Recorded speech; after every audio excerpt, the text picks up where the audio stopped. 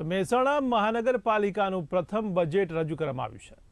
તો મહત્વના સમાચાર મહેસાણાથી કહી શકાય ત્યારે કમિશનર રવિન્દ્ર ખટાલે દ્વારા રજૂ કરાયું છે આ બજેટ। ત્યારે નગરપાલિકામાં પાછલા વર્ષે રજૂ થયેલા બજેટ કરતાં 385% વધારા સાથે બજેટ રજૂ કરવામાં આવ્યું।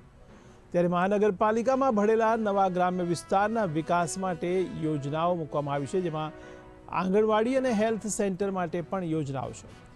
ત્યારે વરસાદી પાણીના નિકાલ માટે પણ યોજનાઓ છે। તો સાંસદ હરિભાઈ પટેલ અને રાજ્યસભાના સાંસદ મયંકભાઈ નાયક પણ આ તબક્કે ઉપસ્થિત રહ્યા હતા। તો મહત્વના સમાચાર કહી શકાય મહેસાણાથી ત્યારે મહેસાણા મહાનગરપાલિકાનું પ્રથમ બજેટ રજૂ કરાયું છે।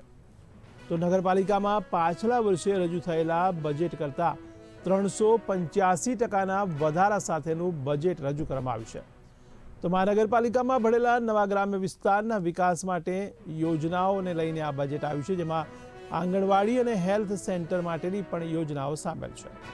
ત્યારે વરસાદી પાણીના નિકાલ માટે પણ યોજનાઓ છે। ત્યારે આ બજેટ સત્રમાં સાંસદ હરિભાઈ પટેલ અને રાજ્યસભાના સાંસદ મયંકભાઈ નાયક પણ ઉપસ્થિત રહ્યા હતા।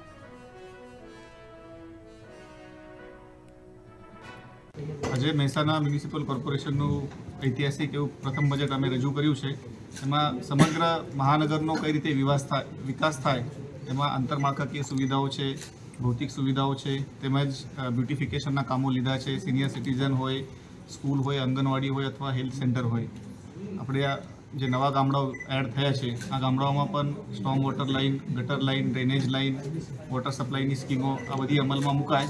તેમજ સ્વચ્છતા માટે એસટીપી પ્રોસેસિંગ પ્લાન્ટ છે। આ સમગ્ર એંગલથી આ બજેટ બનાવવામાં આવેલું છે। લગભગ 385%નો વધારો આ બજેટમાં આપણે કર્યું છે અને એમાં દરેક વિસ્તારનો સર્વાંગીણ વિકાસ થાય એને આપણે ધ્યાનમાં રાખેલું છે। જે નવા ગામડાઓ એડ થયા છે એનું સર્વે થઈ ગયું છે। જે આપણે વોટર સપ્લાયની લાઇન, ગટર લાઇન, સ્ટોમ વોટરની લાઇન એનું પણ આપણું હવે ટૂંક સમયમાં ડીપીઆર તૈયાર થઈ જશે। એનું આયોજન આપણે આ બજેટમાં રાખેલું છે।